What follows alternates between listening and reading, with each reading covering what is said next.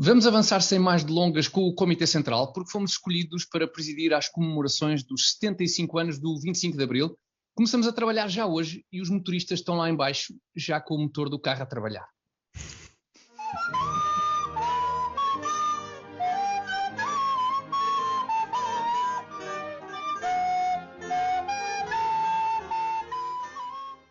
Bem-vindos ao Comitê Central número 23, emissão de 11 de junho de 2021.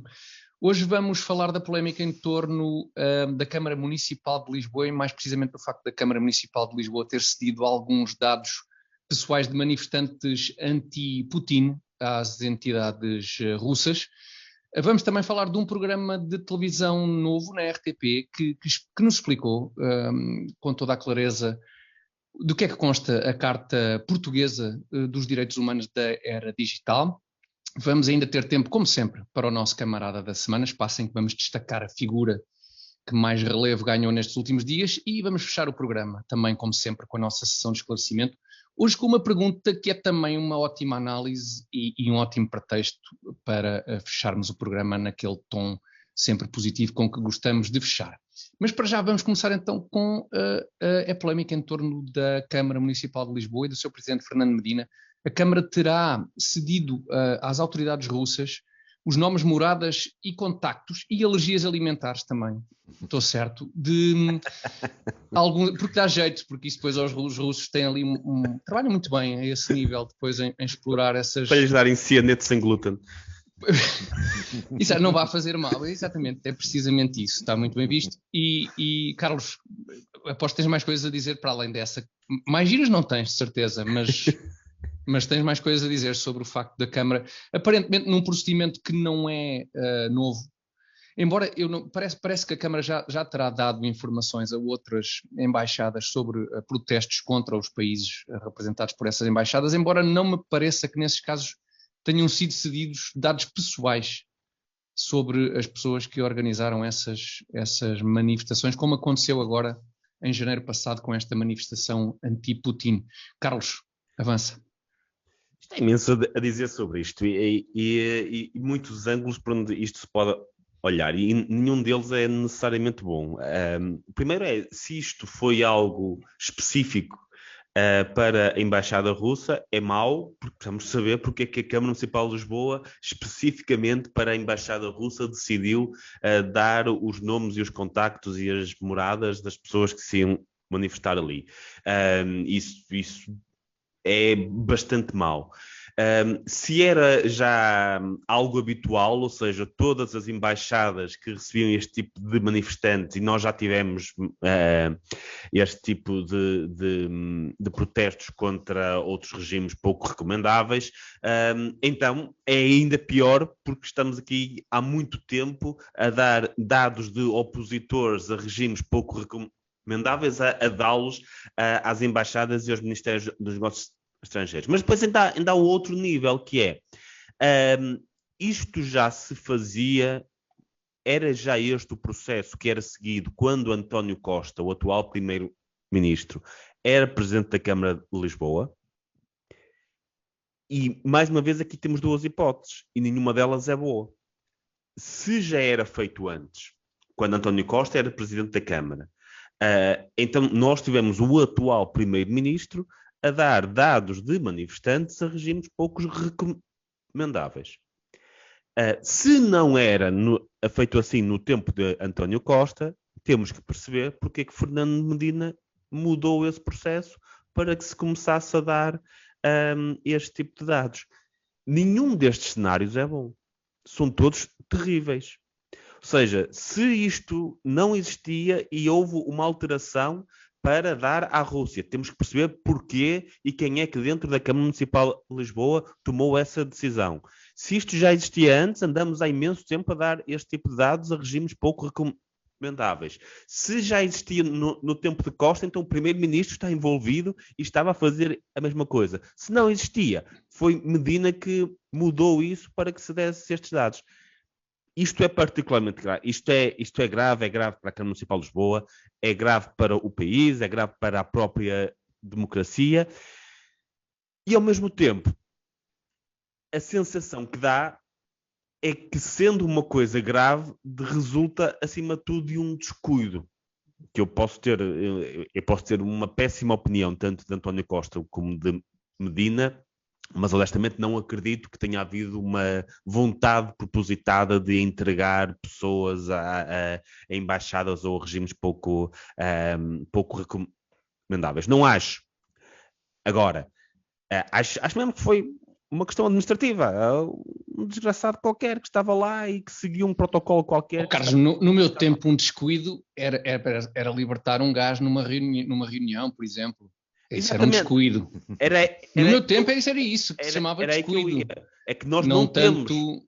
Sim, desculpa. Não, avança. É nós não termos na nossa administração pública os resguardos suficientes para impedir que um qualquer funcionário de uma Câmara possa fazer este tipo de coisas. E isso é muito grave, porque não sabemos o que vai acontecer amanhã, quando outro grupo de pessoas fizer uma manifestação. Não sabemos amanhã se o governo português tem os resguardos suficientes para não entregar outro tipo de dados a regimes estrangeiros que possa colocar em causa a sua vida, que possa colocar em causa outro tipo de valores.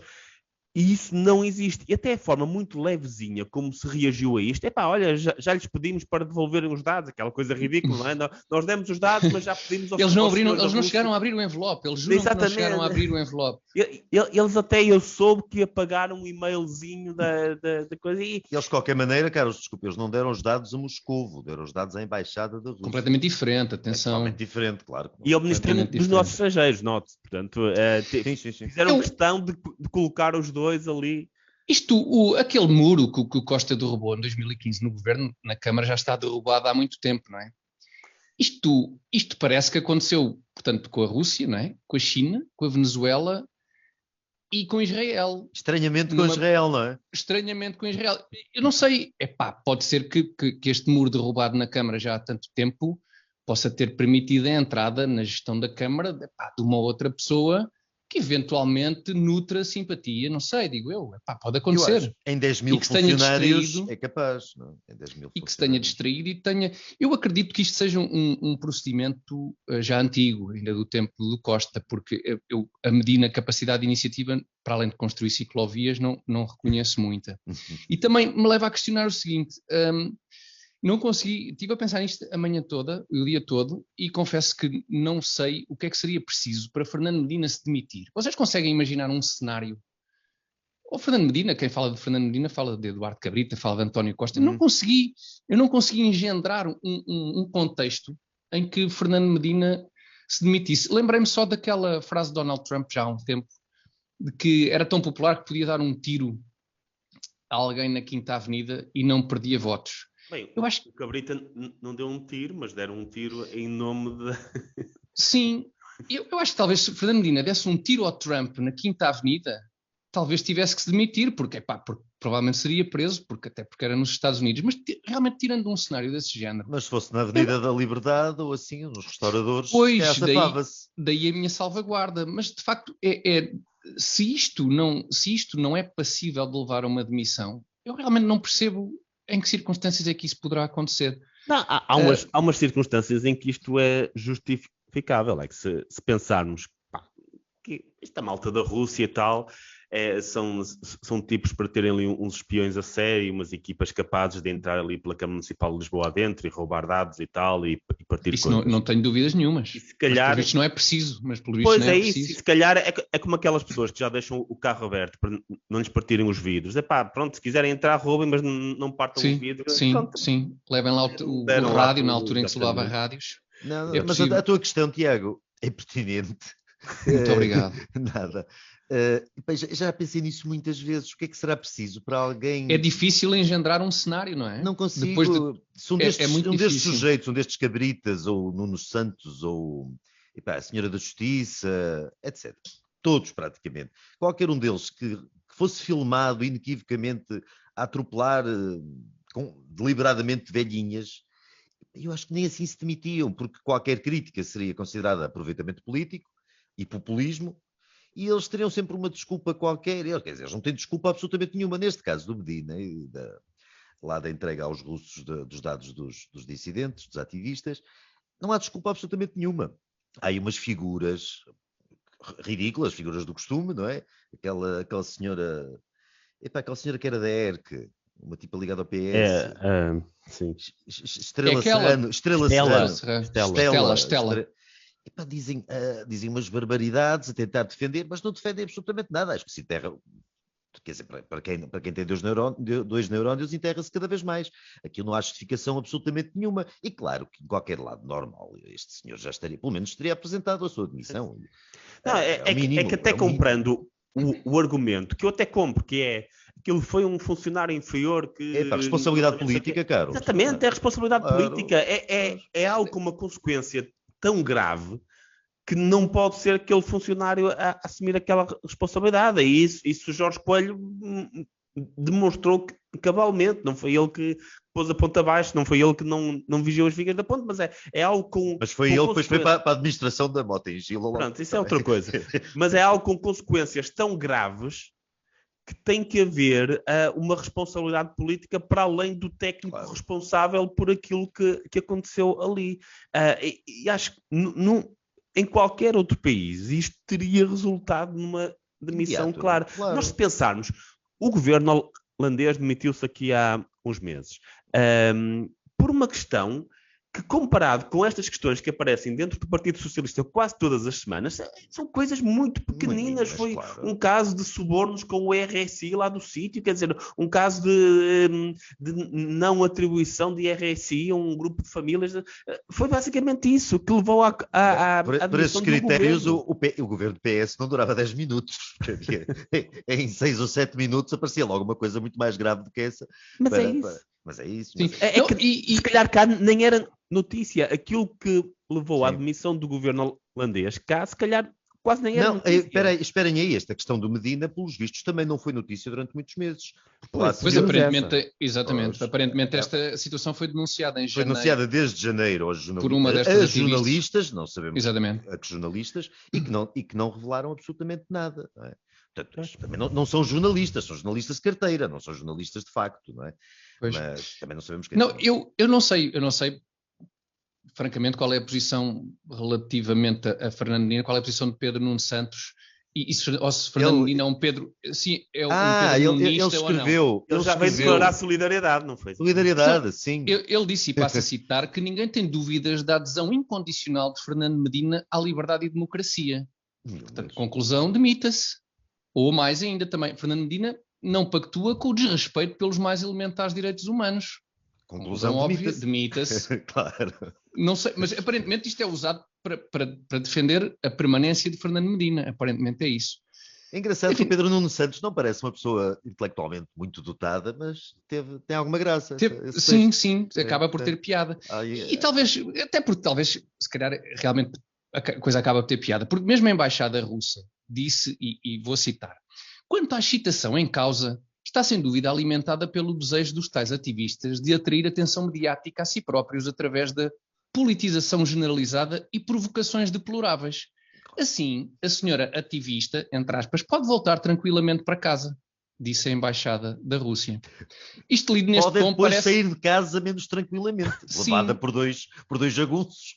Sim, isto também lido assim, de forma inócua, a coisa passa, mas se for lido no tom certo, acho que tem outro tipo de peso, que é tipo, não, quanto à excitação em causa, não, tem a ver com politização generalizada e provocações deploráveis. Não, a senhora ativista pode voltar tranquilamente para casa, pode voltar, volte. Lido com o tom certo. Isto poucas semanas depois do rapto do jornalista bielorrusso, enfim, é de facto o timing, também o timing é muito feliz. E tranquilizador para estas três pessoas. O Carlos, acho que há uns dias escreveu sobre isso. O assunto passou, no caso do bielorrusso, mas neste momento é um ser humano que está aí, ele e a companheira, pelos vistos, estão a ser torturados e não sabemos se ainda estão vivos sequer, não é? Escreveste qualquer coisa sobre isso, não foi, Carlos? Aqui há uns dias. Sim, a onda mediática já passou, mas continua. Mas aquele ser humano existe e está. Mas os choques elétricos continuam. Daqui a 2 semanas ninguém se lembra dele, mas está ali, quer dizer, estava à guarda da União Europeia, estava a voar entre 2 países da União Europeia e hoje temos uma viagem trivial e ver a vida dele acabada. Assim. Sim, eu não sei se é possível este caso tornar-se ainda mais grave. Agora estou a referir-me ao caso destas pessoas denunciadas a Moscou, mas 2 destas 3 pessoas também têm nacionalidade portuguesa. Epá, não sei, quer dizer, acho que não é possível tornar o caso mais grave, mas para todos os efeitos, 2 destas pessoas também são portuguesas. Enfim, torna a coisa ainda mais. É mais uma camada, é mais uma camadinha de deplorável em cima deste bolo de repugnância. Bom, vamos mudar um bocadinho, mas não tanto assim, de assunto, na verdade. Carlos, tu não queres falar de Covid, mas acabamos por falar também sempre da mesma coisa, no fundo, que é um novo programa da RTP chamado Programa Cautelar, apresentado por Filomena Cautela, que estreou esta semana e que no primeiro episódio nos ajudou a perceber a tal Carta Portuguesa dos Direitos Humanos da Era Digital, com auxílio das pessoas indicadas para o explicarem, entre elas o criador da própria lei. E Alberto, eu sei que tu gostaste deste momento, tu viste com atenção. Eu não vejo televisão, mas vi um vídeo que mandaram dos melhores momentos do dito programa, que eu fiquei agora assustado por saber que é o primeiro programa, ou seja, que vai haver mais daquilo. Eu acho que sim. Vai haver mais, mas pronto. Acho que também ninguém viu, aquilo teve um share baixíssimo e tal. Mas o que conta é a intenção. E a intenção foi... Mas começou bem, agora pode ser que venha por aí acima. É descer, não consegue. É difícil, porque pelo que eu vi, acho que o programa sequer teve mais coisas.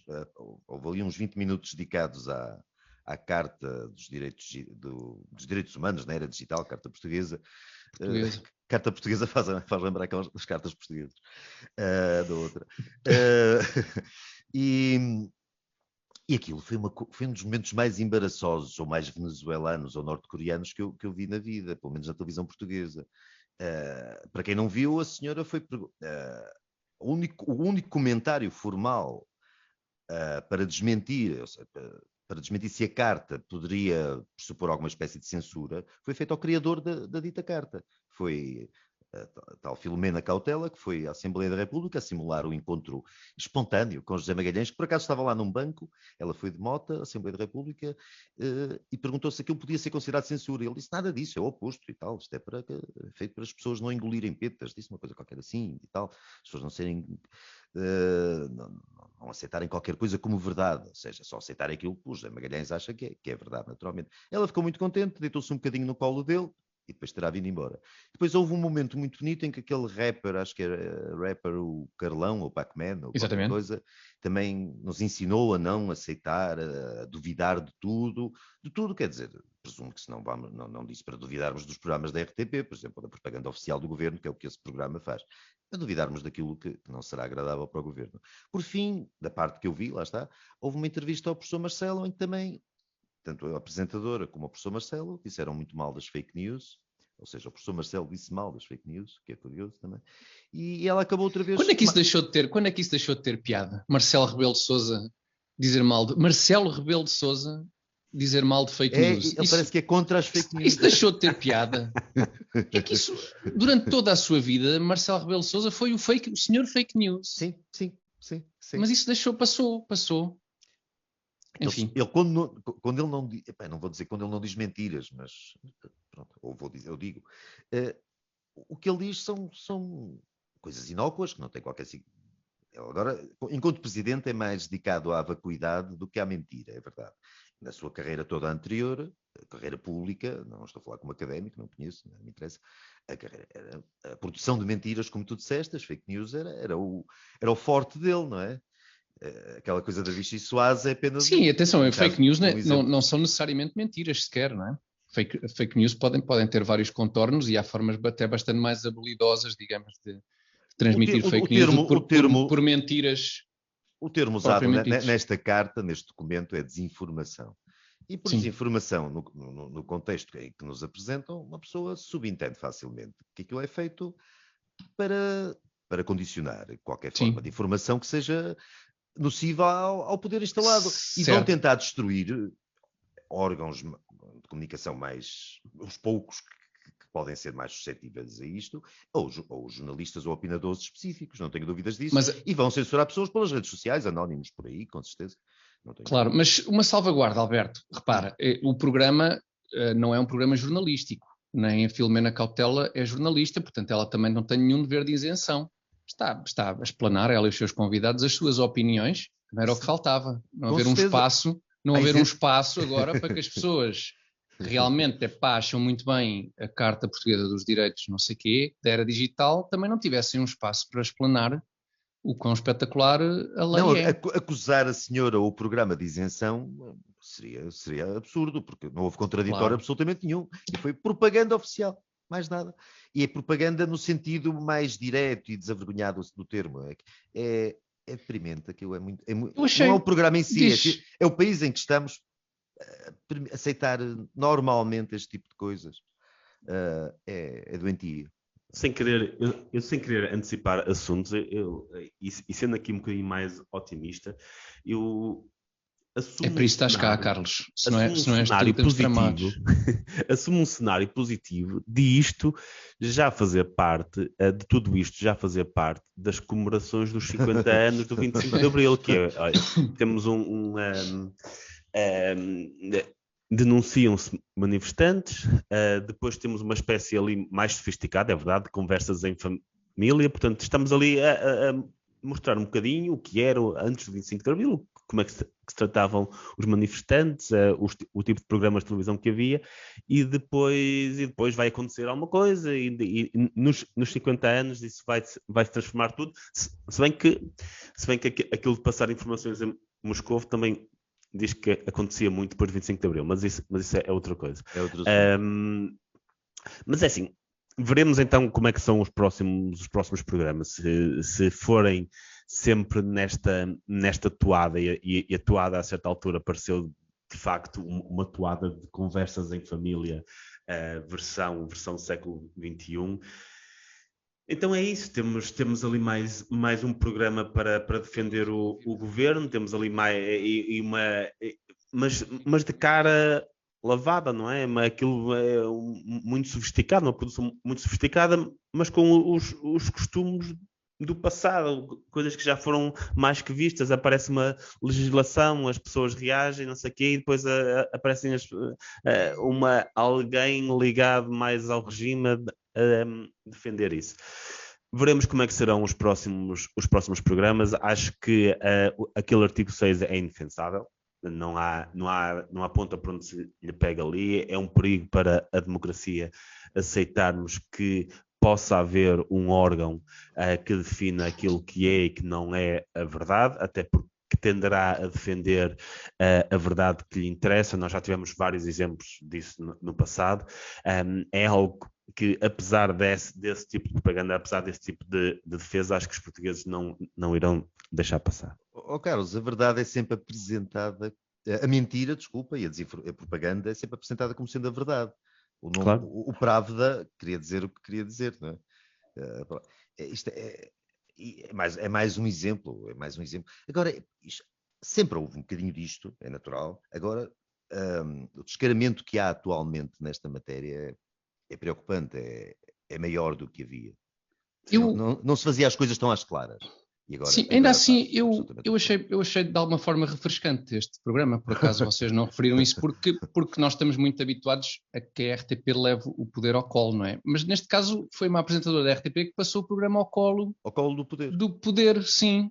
Houve colinho do Marcelo, houve um ombrinho, não foi bem colinho do José Magalhães. Sim. Acho que isso... Até essa imagem é um bocado para a própria apresentadora, não é? Independentemente das posições que ela tivesse defendida. A posição foi de joelhos, no caso do Marcelo, e no outro foi mais reclinada. Mas agora, fora de brincadeiras, é confrangedor. É tudo muito confrangedor. Um bocado triste.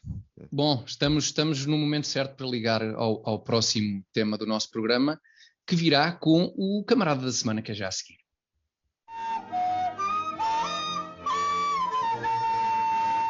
Estamos de volta para o camarada desta semana, que hoje é Pedro Adão e Silva, o comissário executivo das comemorações dos 50 anos do 25 de Abril, que se comemora em 2024, estamos em 2021, para quem possa andar um bocadinho mais distraído, e acho ligeiramente bizarro esta pessoa ser nomeada com 3 anos de antecedência. Não só é nomeada com 3 anos de antecedência, como o mandato se estende até dezembro de 2026. Portanto, inclusive é para além do mandato deste governo, mas ainda dentro do mandato de Marcelo Rebelo de Sousa. Eu não sei o que é que você... Se é que tem alguma coisa a dizer sobre isto. Eu estive a levar com 20 minutos de entrevista de Pedro Adão e Silva à TVI. Não sei se vocês também... Vocês estão dispostos a fazer esse tipo de sacrifício por este conteúdo online. Portanto, falem que eu depois tenho coisas para dizer. Não, tenham podes paciência e vão ouvir. Tiago. Eu não me sacrifiquei a esse ponto. Eu não me sacrifiquei a esse ponto. Então vamos lá perceber o seguinte. Porquê... Vamos lá enquadrar isto. Porquê é que Pedro Adão e Silva é nomeado nesta fase e porquê é que tem este mandato tão extenso para comemorar os 50 anos do 25 de Abril? Bom, para já porque... Eu não sei se ele pensou nisto antes, se foi assim que o convidaram ou se já tinha pensado nisto antes, porque a coisa está bem vista, reparem. Comemora-se o 25 de Abril, os 50 anos do 25 de Abril, realmente em 2024, mas a 24 de março de 2022, já em março de 2022, comemora-se a dia 24 o dia em que passamos a ter mais dias de democracia do que de ditadura. Isto assinalou Pedro Adão e Silva. Portanto, isto já merece uma primeira comemoração para 48 anos, não é? 48 para anos. abrir o caminho às comemorações dos 50 anos do 25 de Abril. Mas, nesse mesmo dia, 24 de março de 2022, completam-se os 60 anos sobre a crise académica de Lisboa de 1962, liderada por Jorge Sampaio. Portanto, também isso tem que ser comemorado. Portanto, isso abre caminho ao 25 de Abril de 2024, que depois se estende até 2026. Porquê? Porque há um sobrinho do Otelo que faz anos... Calma, não te precipites. Porque só em 1976 é que efetivamente se consubstanciou a liberdade alcançada em 74 com a realização de eleições. Claro, Estão a perceber? Claro. Portanto, precipitaram-se. Vocês iam dizer coisas, ainda bem que eu falei primeiro, porque vocês iam precipitar-se. E tudo isto acaba por fazer sentido. Aliás, eu até recolhi dados e concluí que a nomeação de Pedro Adão e Silva a 8 de junho de 2021 faz todo o sentido. Porque a 8 de junho de 2021 fez 358 anos que o exército espanhol é derrotado na Batalha do Ameixial por portugueses e ingleses, abrindo assim caminho ao 25 de abril de 1974. Portanto, tudo isto faz sentido. E agora digam aquilo que iam dizer que não se consubstancia em nada. Não, mas para essa ordem de ideias devemos planear os próximos 200, 300 anos para comemorar não sei quantos séculos da restauração da independência. Só não comemorar. 1640, porque ainda não conseguimos ter independência absolutamente nenhuma. Pelo contrário, estamos cada vez mais dependentes. Só não começamos já, porque nós fazemos tudo em cima do joelho. Pá. Pois é. Só por isso é que não começamos. Desta vez finalmente, que se começa com antecedência. As pessoas acham mal. Critica-se. Exatamente. As pessoas acham mal. Exatamente. Por cima, chamar para comissário uma pessoa que foi sempre comissário a vida toda, porque nunca fez outra coisa senão... Quem mais experiente, então, nesse caso, também. São fazer uns fretes ao PS, não é? Se vai buscar gente inexperiente, é porque se vai buscar gente inexperiente. Se vai buscar gente com currículo e provas dadas, assim também não fica... Aquele blog maravilhoso, é o Câmara Corporativa, não era? Assim, exatamente. Assim também não fica todos, fácil. como Manela Brantes. Exatamente. Miguel Abrantes. A mim, só para passar ao Carlos, eu já disse isto outro dia na Rádio Observador, o que me ofende mais não é este sujeito ter sido escolhido e as comemorações, eles gastam, se não tirarem dinheiro por aqui, se não lhe arranjarem tachos por aqui, arranjam por outro lado qualquer, nem me faz. O que me faz impressão é estar a tratá-lo como comentador e cronista, este sujeito, um sujeito que nunca emitiu uma opinião própria que eu saiba na vida. Ele repete aquilo que o mandam dizer, repetia no tempo de Sócrates, repete agora no tempo de Costa, e assim há de continuar, enquanto houver um chefe que o empregue e lhe pague. Portanto, ofende-me como colunista. Este senhor não é cronista ou comentador de coisa nenhuma, é um funcionário do partido.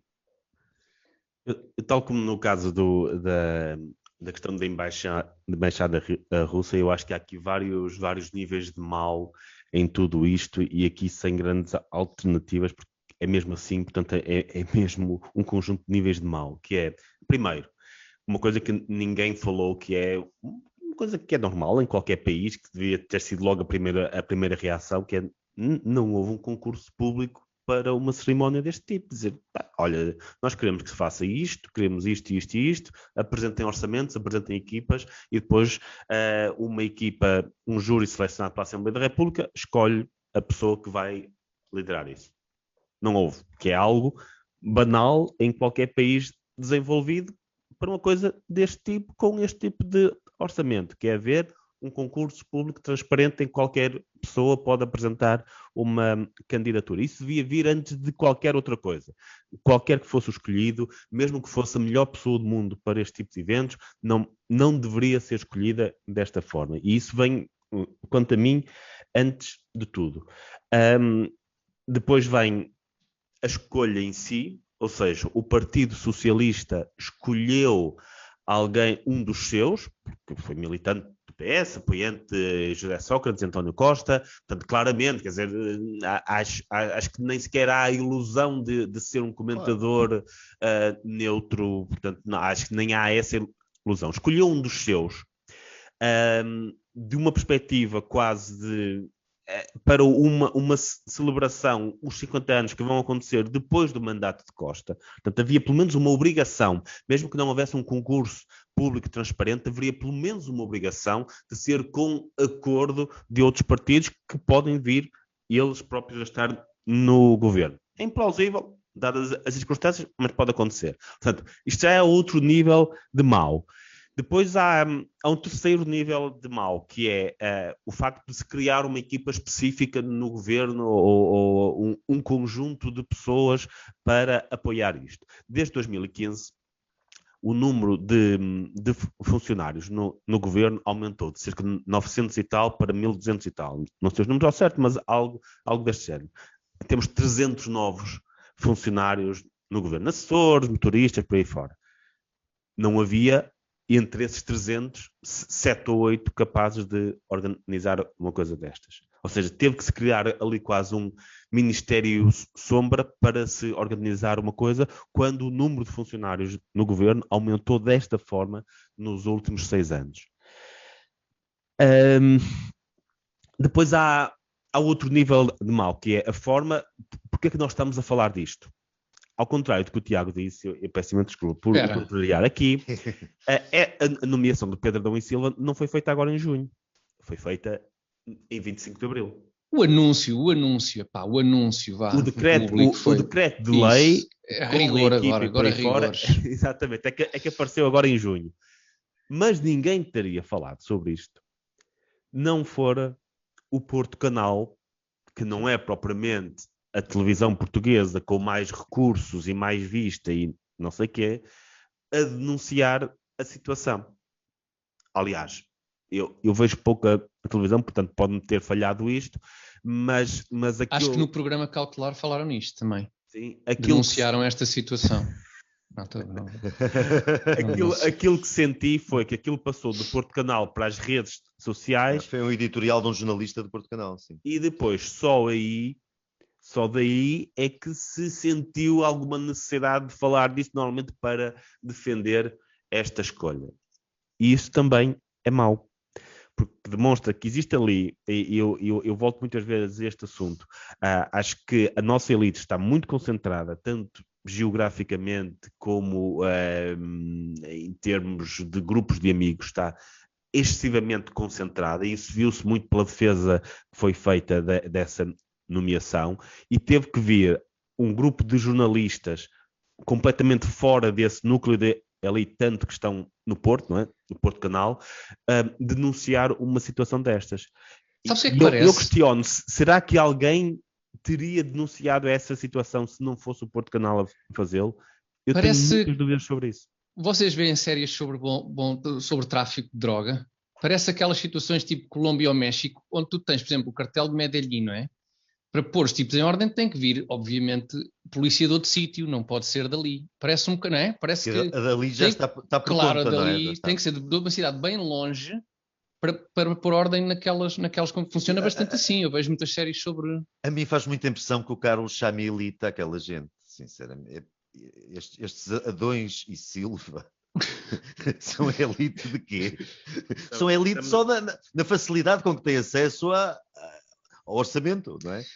Mas vocês, lá está, vocês deviam ter visto a entrevista porque também acabam por ser desagradáveis, porque o Pedro Adão e Silva teve a oportunidade nessa entrevista até de nos explicar que fez o favor, de certa medida, de aceitar aquilo que ele chamou modelo mínimo para estas comemorações do 25 de Abril, porque, exatamente, modelo mínimo, porque há outras comemorações onde pessoas... Há um pacote mais alto, mais caro. Sim, senhor, exatamente. Há outras comemorações em que pessoas com o tipo de função que ele vai desempenhar são equiparadas não a diretor-geral, como ele vai ser equiparado, mas a subsecretário também. Mais do que isso até, a subsecretário, secretário de Estado ou mesmo administrador de empresas públicas. Portanto, este pacote... Ainda assim, e mais do que isso, é um pacote até muito modesto, e mais do que isso, ele também nos fez o favor de abdicar do seu ordenado enquanto professor na faculdade. Mas claro, não daqueles que ele ganha como comentador.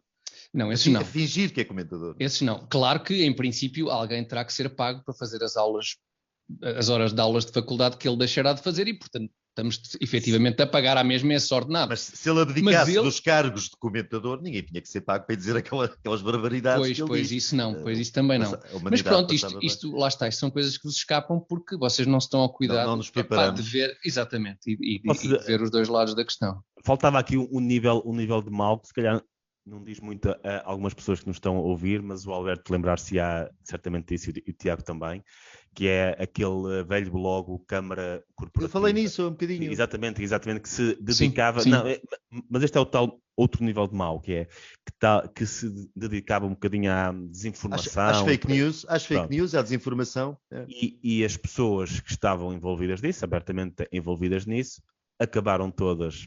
secretário de Estado, premiadas. Membro do Parlamento Europeu, agora Exatamente. diretor dessas comemorações e por aí. Infelizmente as nós pessoas também andámos em blogs, pá, olha onde nós estamos, já viste isto? Andámos em blogs, mas... Andámos em blogs e onde nós estamos, realmente. Mas não usávamos pseudónimos para defender... pessoas de seriedade. O Tiago já escreveu sobre um pseudónimo, não me esqueça disso. Não, era o Gato Abrantes, ou lá como é que se chamava? Pois era, tens razão, pois era. Mas não era para defender pessoas de conduta no mínimo duvidosa, como o engenheiro Sócrates e depois outras, como esta gente fez. O que esta gente fez não é crime, mas em termos de... Mas é feio. É muito feio em termos de abono do caráter, define muito o caráter desta gente, que é uma coisa... É um bocadinho para feio. Acabaram todos muito bem. Foi uma rampa de lançamento, foi uma estupenda rampa de lançamento. Bem é como quem diz, quer dizer, mas acabaram onde queriam, vamos dizer assim. E depois deu-lhes tempo de antena, como foi o outro. É curioso, porque quem vai explicar a nomeação deste Adão e Silva é o Adão e Silva. Foi a RTP, não foi, Tiago? Eu vi na TVI, não sei se também terá ido à RTP também. O próprio é que vai explicar a nomeação, tal como o criador da Carta Portuguesa para os Direitos Humanos da Era Digital, o José Magalhães. Exatamente. É que é o próprio que justifica. É engraçado isto. É pena as televisões não terem levado aquele Manuel Palito, o Violador de Telheiras, ou aquele sujeito, o aviador, que andava também fugido não sei onde, a explicarem-se com essa... Quem mais apropriado, não é? Pois, sim, exatamente. Ser o próprio a explicar e estava tudo. E não havia contraditório. Quem mais do que o próprio é que pode saber exatamente o que é que se passa, não é? E bom, meus caros, se estiverem de acordo, acho que tudo o que é fundamental, pelo menos está... Só uma não, coisinha. então avança, claro. Esta gente das comemorações dos 50 anos de Abril, o Adão e não sei quê, e os seus comparsas, deviam, se eles gostam, eles criticaram. Quem criticou isto foi por eles considerado como ou facho, ou que tinha problemas com a democracia, ou no mínimo que não gostava de Abril. Ora, quem gosta de Abril e quem quer celebrar a Revolução com tanto empenho e zelo, deveria fazê-lo gratuitamente. É o mínimo. Aliás, houve um dos capitães de Abril ofereceu-se para isso, o capitão Rodrigo... Sim. E por falar em Capitão de Abril, não sei como é que vai sair o general Ramalhianes desta história toda. Ele já veio mostrar algum incómodo com esta situação. Embrulhar o homem com todos os seus defeitos e virtudes no meio desta gente, que absolutamente não merece, quer dizer, também não é bonito, não é? Ele já veio mostrar que não está assim muito confortável com esta coisa toda. Vamos ver o que é que ele vai fazer. O Capitão de Abril que se voluntou para isso foi o Rodrigo Sousa Castro. O Sousa Castro, ok. Sim, não faltaria gente que gostasse da Revolução genuinamente, com todo o direito, e que o fizesse gratuitamente. Eles vão buscar pessoas, ainda por cima, que não gostam de Abril, gostam do dinheiro que Abril lhes pode proporcionar. Mas pronto, ok. E ficamos por aqui, provavelmente em relação ao camarada da semana, se estiverem de acordo, e voltamos já de seguida com a nossa sessão de esclarecimento. Até já.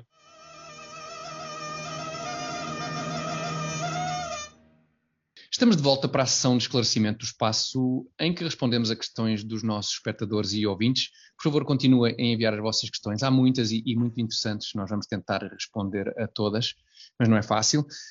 Mandem as vossas questões para comitecentral21@gmail.com, comitecentral21@gmail.com. Hoje vamos responder a uma pergunta-análise de Ana Rita Santos. A Ana Rita diz, e vou citar: a indústria cinematográfica aposta na contextualização dos vilões e visa desculpabilizar a sua malevolência com os contextos sociais. No mundo do direito, cresce a justiça reabilitativa em detrimento da justiça punitiva. Na literatura e na cultura popular, exaltam-se as fragilidades e a mentalidade de vitimização. A própria arte contemporânea repudia a perfeição e almeja atingir o máximo de banalidade. Será esta transição do enaltecimento das virtudes para o enaltecimento das fraquezas, que a Ana Rita põe entre aspas, um reflexo do decaimento da sociedade? E esta é a pergunta da Ana Rita Santos. Obrigado, Ana Rita. Nós vamos tentar comentar a sua questão, que tem para aqui muita coisa para o meio. Basicamente tudo o que tem a ver com, sei lá, a sociedade ocidental e o Estado dessa sociedade. Carlos, queres começar por esta... Eu acho que temos aqui talvez falando um bocadinho até na sala, para se calhar o sociólogo... Temos um sociólogo profissional. O sociólogo pode falar como cinéfilo. Eu hoje vejo um filme... Se nós experimentarmos... Diz, Tiago. Não, desculpa, é que temos o sociólogo profissional e um biólogo evolucionista amador. O Dawkins. Exatamente, portanto isto pode ser interessante. Eu não sabia, e Alberto, tu podes confirmar, e tu também, Carlos, muito provavelmente, eu vi aqui alguém dizer que, confesso que não me lembro quem, dizer que o Vicente Jorge Silva, não, desculpem, que havia uma definição de sociólogo atribuída ao Vasco Polido Valente, que sociólogo seria... É de uma das crónicas que está no País das Maravilhas. Antes socialista, uma mistura de socialista com astrólogo. Com astrólogo, não é? Exatamente. Corresponde exatamente ao Alberto. Corresponde exatamente ao que eu confesso que não conhecia a definição, mas encaixa na perfeição. Não tiveste avança sociólogo, Alberto. Eu andei lá por dentro, nesses meandros sinistros, e posso confirmar que a definição é muito boa. Só falando, por exemplo, na questão dos filmes, que é por onde começa a espectadora. Ana Rita Santos, não é? Ana Rita Santos. Ana Rita Santos, exatamente. Ok. Acontece-me frequentemente estar a ver um filme dos anos 90, ou até inícios de 2000, ou 60, ou 70, e estar a pensar, isto hoje já não seria possível. Às vezes acontece-me pensar isso com filmes que têm 10 anos.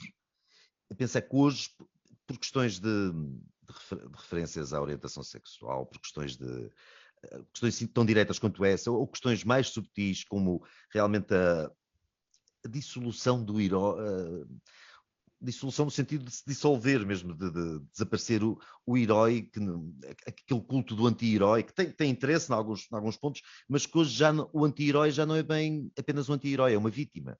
E a forma como o cinema reflete essas mudanças é notável. O Ricky Gervais dizia aqui há uns tempos que nós vivemos numa época dourada para aí entre 1970 salvo erro, e 2015. Foi ali uma bolha de liberdade de expressão e de prosperidade, etc., e que isso que terminou. E agora há meia dúzia de anos, não é? E eu acho que isso está a acontecer. Aquelas figuras, ainda mantendo no cinema, já nem falo no John Wayne, mas os herdeiros disso, o Clint Eastwood, em idade mais avançada, essas coisas todas, hoje parecem não fazer sentido no cinema atual. E pior que o cinema, se virmos aquelas séries produzidas pela Netflix, às vezes eu vejo alguém que está a ver essas séries, por exemplo, acontece-me, quando estou com amigos e assim, alguém está a seguir uma série dessas, e as personagens são absolutamente todas... Não há qualquer virtude nelas, a não ser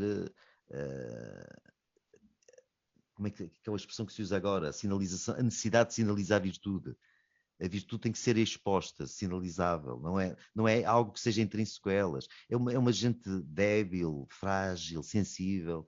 Pois a coragem hoje é um bocadinho isso, não é? A coragem hoje, entende-se coragem como a capacidade de exibir fragilidade e de expor as fraquezas, quando, enfim, em teoria, coragem seria provavelmente a capacidade de superar essas... Seria o oposto.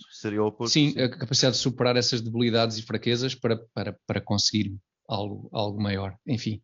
Mas sim, acho que isso é bastante evidente. E personagens de cinema como o Joker, por exemplo, é um filme relativamente recente. Sim, que não é mau todo, nem é dos piores. Não é, mas sentiu-se a necessidade de fazer daquela personagem, para além de alguém com problemas mentais, uma vítima social e de gerar todo um movimento social em torno dele, que nada tem a ver com a sua condição pessoal, digamos assim, mas que tem a ver com um problema social muitíssimo abrangente, o clássico exploradores contra explorados, enfim. Sim, há essa necessidade até nessas personagens. Não é? Exatamente. Não sei o que o Richard Dawkins quer. Agora deixa ouvir. Não te mandes é para a teologia. Porque aí o autor é um pouco mais... Parte, sim. Pois, é um bocadinho, fraqueja um pouco. Mas eu se calhar até desafiava aqui algumas coisas, porque até estamos sempre de acordo, e eu concordo com boa parte daquilo que foi dito, mas também desafiava aqui algumas coisas, eu concordo que há muitas coisas que saíram no cinema nos anos 60 ou 70 que hoje se calhar já não seriam aceitáveis, mas o contrário também é verdade. Há muitas coisas que hoje aparecem nos filmes e nas séries de televisão e que não seriam aceitáveis nos anos 60 ou 70, ou pelo menos teriam uma reação bastante negativa nessa altura. Sim. Não é? Posso falar, claro. Por exemplo, um casal entre um negro e uma branca, que é banal em qualquer série ou filme hoje em dia, e que se calhar em qualquer país, nessa altura, não seria grandemente aceito. Portanto, as sensibilidades mudam e houve sensibilidades que mudaram para melhor, como este caso. Houve outras que se tornaram excessivamente sensíveis e concordo com isso. Acho que há coisas que se tornaram excessivamente sensíveis. Muitas vezes não é tão mau como se pensa, porque ainda acontece muita coisa politicamente incorreta nos filmes e nas séries e por aí. Mas faz parte das sensibilidades da altura. Eu não diria que existia mais ou menos liberdade de expressão. Acho que mudaram as sensibilidades e houve liberdades que eram mais permitidas antes e que hoje não são tão permitidas e vice-versa. E coisas que se alteraram também. Eu vejo isso muitas vezes com os filmes da minha filha, em que agora já aparece aquele aviso: lembrem-se que isto foi feito numa altura em que se calhar não havia tanta sensibilidade em relação a isto ou aquilo, até no filme do Mowgli e não sei o que aparece. Aparecem essas indicações. Sim, que há referências, há ali ligações que hoje poderiam ser consideradas racistas, isso aparece ali. Pode ser que daqui a 30 anos os filmes de agora tenham essas indicações.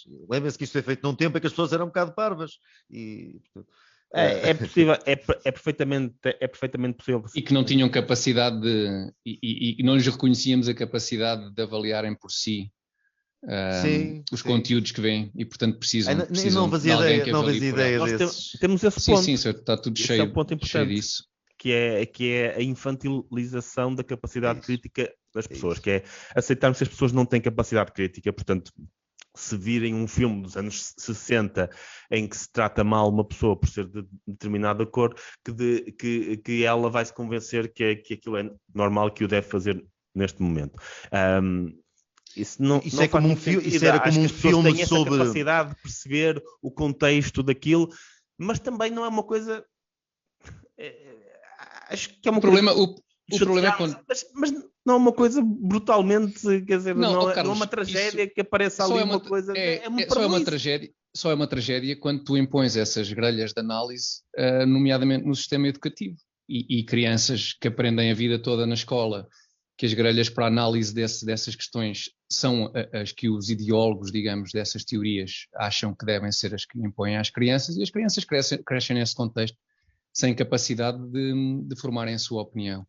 E, portanto, e depois essas crianças crescem e chegam às faculdades, e é o que nós sabemos, e depois essas crianças crescem ainda mais e chegam às empresas. E é o que se vê. E é o que se vê, nomeadamente nos Estados Unidos, com a ascensão destas gerações de gente ultrassensível a qualquer espécie de opinião dissonante daquela que julgam ser a correta. É só por isso que eu acho... Sim. Diz que é. Não, é isso. É por aí que eu acho que é preocupante esta infantilização. Acho que não é uma coisa inócua. Uma grelha de critérios pré-estabelecidos que se cumprem, não é bem cotas, mas acaba por ser isso, não é? Mas é que isso sempre existiu. É que se nós pensarmos, existia, era por um conjunto de valores diferentes. Há coisas que não passariam em filmes há 60 anos e que hoje aparecem. Há 60 não, mas é o que diz o Ricky Gervais. Houve ali um período, anos 70, 80, 90, que se calhar, nos filmes e no resto, tudo era mais, mas os filmes são mais condicionados diretamente do que um livro, por exemplo. Tudo era mais livre. Houve ali um período melhor. Eu acho também que havia coisas, quer dizer, aquela questão do Hermano José com a Última Ceia aconteceu ali nos anos 90. Estás a falar em Portugal. Houve sempre, consoante os valores, se calhar mais ou menos, consoante os valores de cada época, houve sempre algum tipo de censura social. O que é que acontece hoje? É que essa censura social já não são 5 ou 6 artigos em jornais, porque hoje em dia há muito mais pessoas a falar no espaço público. Qualquer um consegue falar no espaço público. Portanto, qualquer coisa que seja alvo de censura social, não é alvo de censura social por 5 ou 6 pessoas que escrevem nos jornais, mas por 50 ou 60 mil que representam exatamente o mesmo que aquelas 5 ou 6, só que agora existem muito mais pessoas com capacidade de chegar ao grande público, e como são 50 ou 60 mil ao mesmo tempo, sente-se que existe uma pressão social maior. E eu acho que é exatamente a mesma que existia, apenas temos mais pessoas a falar. E tens razão nisso, e acho que quando, por exemplo, há 50 ou 60 anos, por exemplo, havia meia dúzia de pessoas, porque não havia as redes sociais, obviamente, a internet, havia meia dúzia de pessoas a contestar um filme, por exemplo, por criticar a religião ou por ser demasiado expositivo sexualmente, por exemplo. A função de quem produzia, mas continuamos a falar dos filmes, quem produzia os filmes, acho eu, dos criadores, daqueles realizadores dos Scorsese e dos Coppolas da época e não sei o quê, a função deles era ignorar isso e resistir e ir em frente. E eu acho que hoje a função de um realizador de facto, de um autor de cinema de facto, ou de um romancista, de quer que seja, é ignorar essas vozes que impõem, por exemplo, a abolição da possibilidade de ofensa, que se sentem ofendidas por tudo e por nada, ou que acham que isso é importante, confessarem-nos que se sentiram ofendidas por uma coisa que apareceu num filme, ou que acham que um filme tem que retratar, tem que ser representativo em matéria de orientação sexual, tem que ter tantos heterossexuais quanto homossexuais, ou tem que ter tantos negros e asiáticos quanto brancos e judeus, ou não sei o quê. Pois é, eu acho que é aí a função do criador é ignorar essa gente e ir em frente. Mas é que ofender... a liberdade de escolha entra, pá. Quem não gosta desses filmes onde há equilíbrio, onde há ênfase na Carlos, não sei o quê, não é gostar... o equilíbio forçado. Não é? Outra coisa. Forçado. Mas é que seja. Que seja. Carlos, não gosto, vejo outro. Vês outra coisa. Não há muitos, começa a não haver muitos. Não? Vês outra coisa enquanto as 2 ou 3 empresas que controlam a comunicação, basicamente, a nível mundial, te permitirem ver. E portanto, há de facto uma aparência de liberdade de comunicação e de opinião. Mas o espectro vai-se fechando, não é? Mas o espectro de quem controla essa opinião e de quem formata essa opinião. Quer dizer, nós tivemos um presidente norte-americano que ainda há poucos dias foi reconfirmado como estando proibido de ter Facebook, um presidente dos Estados Unidos da América. Portanto, a capacidade de controlar e de censurar é provavelmente incomparável com quaisquer outros tempos hoje em dia. E eu acho que é aí que entrou um bocadinho aquilo que o Alberto estava a dizer em relação ao Ricky Gervais. Eu acho que nós seguimos uma tendência de liberdade, de aumento de liberdade durante essas décadas, até há muito poucos anos atrás, e que estamos neste momento a regredir. Tenho poucas dúvidas disso, que há um movimento regressivo a esse nível, em que estamos cada vez mais condicionados para encaixar dentro dessas grades. Não é o problema, Carlos. Acho que será. Eu não me sinto nada incomodado de um filme ter homossexuais ou ter um casal interracial. Absolutamente. Mas mal era, não é? O problema é quando tu notas que isso é feito para preencher determinadas cotas, para satisfazer determinados nichos. Não é para contar uma história, é apenas para cair no ar dos tempos, para cair nas boas graças. Isso incomoda-me. Incomoda-me que um criador, um autor de facto, se sinta limitado a esse ponto e ter que preencher esses requisitos todos. Agora, se a história tem, se a personagem é isto ou é aquilo ou é aquilo outro, não me interessa absolutamente nada, desde que a história seja boa e o filme seja bom. Agora, chateia-me a mensagem, percebes? E a mensagem tem que ser de tolerância e de respeito. Não, os filmes podem mostrar... Aliás, um clássico da história do cinema, no tempo do cinema mudo, é o Intolerância do Griffith, que é um filme profundamente racista, mas que revolucionou as formas de filmar e de contar uma história através da sétima arte. Mas o filme não... pode ser racista, o autor do filme pode não gostar de gays, ou a história em si ser assim, e nem sequer seja o ponto de vista do autor. E isto vale para os filmes, vale para a música, vale para os livros, vale para a arte em geral, vale para todas as formas de criação. O filme não tem que retratar, pode, mas não tem que ser moral. É isso que eu quero dizer. Então estamos todos de acordo, afinal, estão a ver como isto acabou num ambiente até porreiro Temos que fazer um especial cinema. Temos que fazer um especial eu falo os primeiros 10 segundos, porque também resta de saber de que tema é que eu poderia falar mais de 10 segundos. Bom, e acho que é neste... Eu sei a história dos Beatles, sou capaz de estar 5 horas a falar sobre a história dos Beatles. Então tu falas e nós escutamos e vamos fazendo perguntas. Quando houver um especial história dos Beatles, quando morrer o Paul McCartney, ou assim. Não tem que ser pois, exatamente, depois o último, Ringo. Não é? Depois tem que ser, se calhar, quando for o último. Quando for o último, fazemos um especial. Está bem. Não vamos ficar a torcer por isso, mas fica apalavrado. É como quando as televisões fazem aqueles... já a preparar o falecimento de alguém, tem já também pronta a reportagem. Os jornais para o episódio 1000. Tem os obituários todos. Os obituários já prontos, exatamente, para serem os primeiros. Das pessoas mais idosas e da Amy Winehouse desde os 17 anos. É mais ou menos como as chamadas para a vacina da Covid. Eles vão vendo pela faixa etária e vão encomendando. Ou por circunstâncias de risco. Pois... Comorbilidades também levam. Sim. Exatamente, sim, boa. E ficamos por aqui, não sem antes recordar que estreamos todas as semanas às 21 horas no canal de Facebook A Cor do Dinheiro. Depois podem também seguir-nos no nosso próprio Facebook do Comitê Central e também em podcast, em Apple Podcast, Google Podcast e Spotify.